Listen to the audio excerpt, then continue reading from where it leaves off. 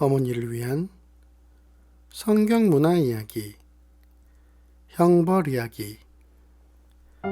고대 이스라엘에서 사형을 받게 되는 범죄는 다음과 같습니다.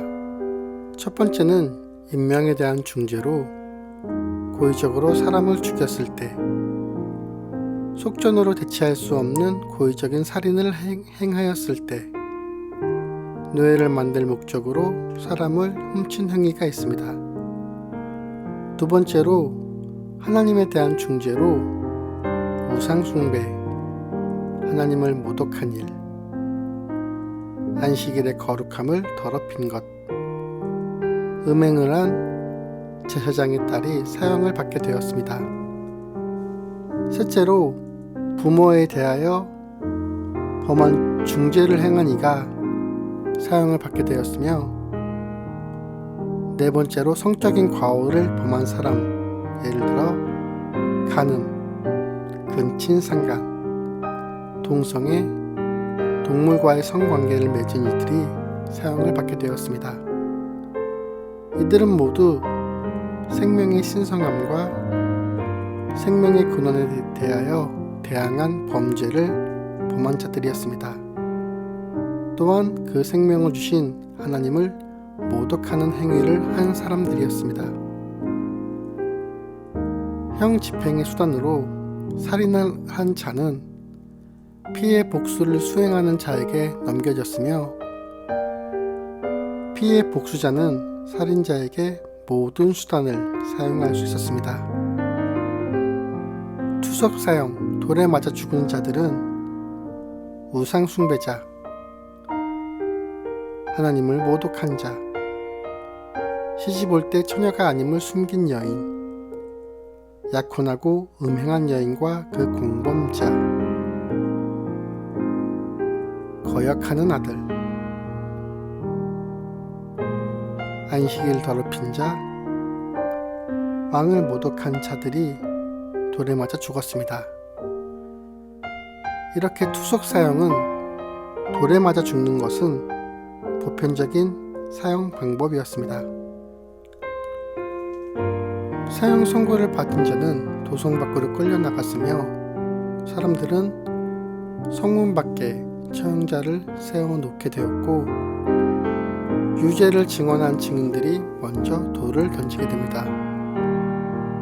이후 백성들이 돌을 던져 그의 죽음이 확인되면 사형 집행이 멈추었습니다. 처형자의 형벌은 그 시체를 나무에 매달아 사람들에게 전시함으로 더 강화될 수 있었습니다. 하지만 밤이 되기 전에 그 시신은 다시 제거되어야 했습니다. 시체를 매달아 놓는 것은 범죄를 한 이를 모독하고 다른 사람들에게 본보기를 보이기 위해서였습니다. 화형은 음행을 행한 제사장의 딸과 어느 남자가 장모와 아내를 동시에 취하였을 때 행하여졌습니다. 자기의 아내를 모욕한 남편이나 바르게 가르칠 수 없는 아들에게는 채찍으로 징계를 행할 수 있었습니다. 신체를 절단하는 형벌은 특별한 경우에만 나타나게 되는데 거의 상징적인 형벌이었습니다. 신체의 절단은 어느 사람들이 싸울 때 한 사람의 아내가 남편을 위하여 상대편의 고환을 잡았을 때 그 여인의 손을 절단하는 것으로 되어 있습니다. 벌금으로 벌을 대신하는 경우는 자기의 아내를 모욕한 남편은 장인에게 은 100개를 지불해야 했습니다. 이는 결혼을 위해 지불하는 금액보다 훨씬 더 많은 금액이었습니다. 처녀를 유혹한 남자는 그의 아버지에게 손해배상을 해야 했으며,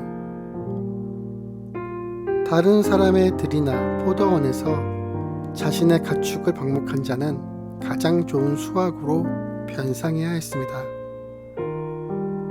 화재로 불이 번져 다른 사람의 밭의 곡물을 소멸시켰을 경우 그에 해당하는 손해를 갚아야 했습니다. 샘물의 뚜껑을 덮지 않아 어느 짐승이 물에 빠져 죽을 경우 손실된 짐승을 변상해야 했으며, 짐승을 도둑질하여 도살한 자는 대짐승의 경우 5배, 큰 짐승의 경우 4배를 보상해야 했습니다. 상환 능력이 없는 도둑들은 노예로 다른 이에게 팔려가게 되었으며, 집을 능력이 없는 채무자들은 자신의 가족들을 부채 대신 노예로 내어주므로 자신의 채무를 소멸시킬 수 있었습니다. 어머니를 위한 성경 문화 이야기는 어머니들의 성경 읽기를 돕기 위해 만들어집니다.